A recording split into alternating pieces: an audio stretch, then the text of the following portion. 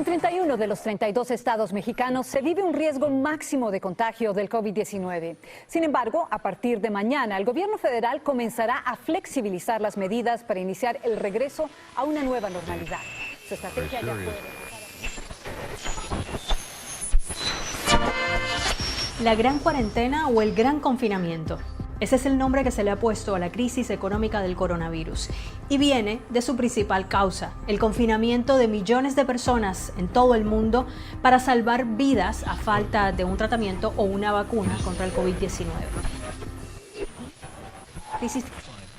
Crisis sanitaria. Una crisis. La crisis. La crisis económica. Crisis es la crisis. La crisis que... Y en la crisis... Las crisis no... La crisis. Seguramente, últimamente has escuchado mucho esta palabra. Se dice que una crisis es una situación grave y decisiva que pone en peligro el desarrollo de un asunto o proceso. ¿Has estado en crisis? A diario tú y yo tomamos decisiones, pero no son las mismas decisiones que se toman cuando están en una crisis. ¿Tienes algún ejemplo de una decisión en crisis?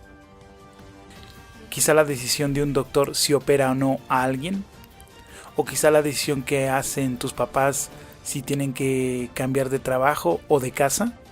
Las decisiones que se toman en una crisis son decisiones que van a tener consecuencias a largo plazo, muchas de ellas. También muchas veces estamos en crisis por cosas que están fuera de nuestro alcance y otras por decisiones que nosotros tomamos.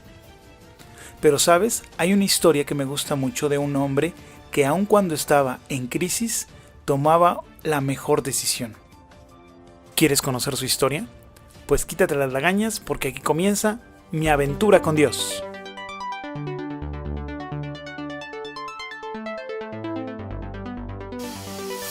Quiero saber más de ti, Señor, y tu amor conocer. Estamos listos para aprender mi aventura con Dios. ¿Cómo puedes servir a Dios en tiempos de crisis? En toda la Biblia vemos muchos ejemplos de hombres de Dios que a pesar de estar en crisis, le adoraban y le servían. Se me ocurre, por ejemplo, Jeremías o Daniel. ¿Qué te parece si después de que escuches la clase te acercas con tu mamá, con tu papá y le pides que por favor te platique una de esas historias? O a lo mejor él conoce otra. Pero en esta ocasión me gustaría centrarme en alguien que tú ya conoces, y ese es el apóstol Pablo. El apóstol Pablo tenía mucho amor por uno de sus discípulos, y este se llamaba Timoteo. De hecho, a él le escribió 2 cartas que tú y yo conocemos como primera y segunda de Timoteo, y en ella Pablo le da consejos de cómo servir y cómo adorar a Dios aun cuando haya crisis. ¿Sabes por qué? Sí, cuando Pablo estaba escribiendo una de las cartas hacia Timoteo, él estaba en la cárcel. ¿Te imaginas? Voy a pedirte que por favor busques en tu Biblia la segunda epístola a Timoteo, el capítulo 4, y vamos a leer el versículo número 5. ¿Ya estás ahí? Bueno, dice así: pero tú, sé sobrio en todo, soporta las aflicciones, haz obra de evangelista y cumple tu ministerio. ¿Sabes? Seguramente estar en la cárcel no es nada agradable, y para Pablo tampoco lo era. Sin embargo, él dio ejemplo de que a pesar de estar en crisis y en un lugar donde no es agradable, él seguía sirviendo a Cristo. Qué difícil, ¿verdad? Podemos ver que muchas personas van a la cárcel porque pues a lo mejor robaron, otros están acusados a lo mejor de haber matado a alguien, pero no, Pablo estaba en la cárcel por haber hecho algo que Dios le mandó, y ¿sabes qué fue? Predicar el evangelio. Sí, solamente por eso Pablo estaba en la cárcel. Además, había sufrido otro tipo de castigos. Por ejemplo, lo habían azotado 40 veces y lo habían encerrado en la mazmorra más oscura, la más sucia, la que estaba hasta el fondo. Y Pablo, a lo mejor estando en la cárcel, podía, no sé, hacer ejercicio para ponerse fuerte y quizá tomar venganza cuando saliera. No, eso es broma. Pero no, él se dedicó a servir a Cristo en la cárcel. ¿Sabes por qué? porque de hecho en la cárcel él escribió muchas epístolas, muchas cartas a muchas iglesias.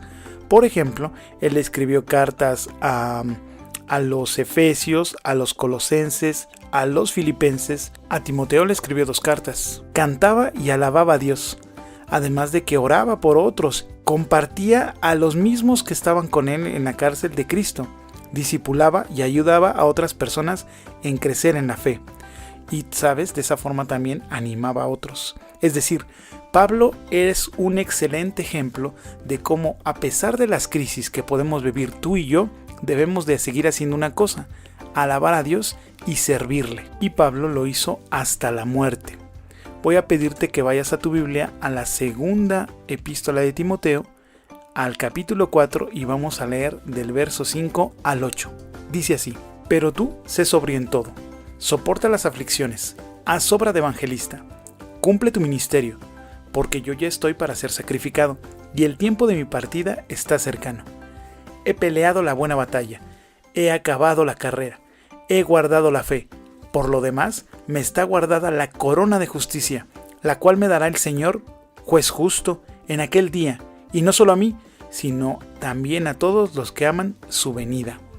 ¿Sabes? Por si fuera poco, además de los problemas que sufría Pablo en la cárcel, él sabía que su partida estaba cerca, es decir, su muerte se iba acercando cada vez más. Y fíjate, a Pablo no lo vemos en ningún momento entristeciéndose o quejándose con Dios. Al contrario, él estuvo muy bien y feliz hasta su muerte.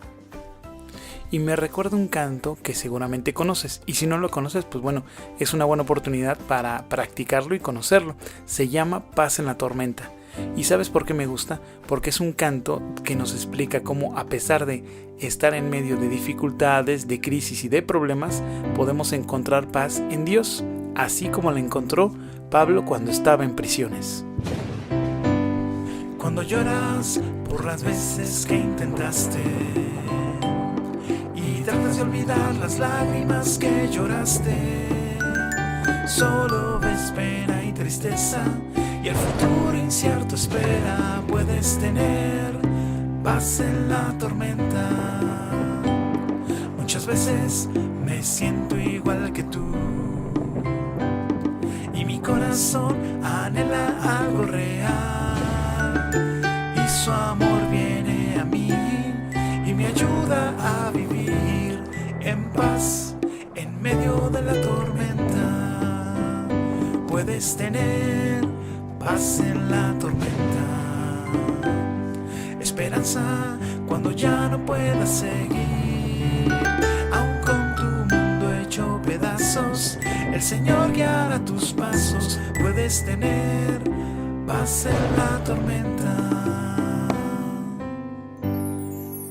Y es así como Pablo nos enseña que, a pesar de estar en crisis o en una tormenta, nosotros debemos de hacer una cosa: servir a Dios y alabarle. Y eso nos dará paz. Adiós.